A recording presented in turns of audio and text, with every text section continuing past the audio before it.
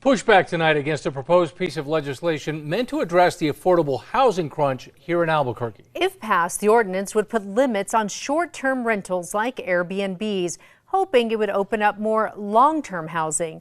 But as News 13's Jessica Baron reports, some people say this is not the answer. Short-term rentals are a viable part of our economy, and I think by limiting and putting a cap on short-term rentals, we're actually doing the opposite, I think, of what the mayor intends. Councilors agree Albuquerque needs more affordable housing, but how to do it has been a controversial issue that's left people divided. Councilor Isaac Benton, Tammy Feeblecorn, and Renee Grout are sponsoring an ordinance that would restrict short-term rentals like Airbnbs. The legislation defines a short-term rental as a property that's rented for 29 days or fewer. It would limit the number of permits for those rentals to 1,200 citywide.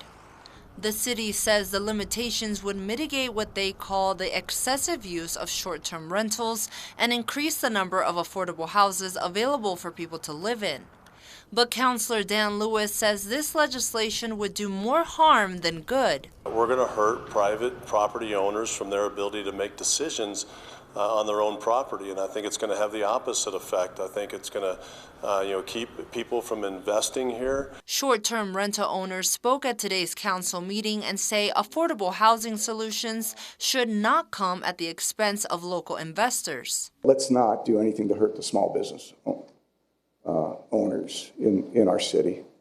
If anything, let's look at the corporations that are out of state, that take that money and move it right out of state. The profits, all my profits stay here. Others talked about the city's need for these types of rentals. It's not tourism. That's a small portion of it. We have actors, Facebook, Intel, contractors, people who are here for health care. Jessica Baron, KRQE News 13.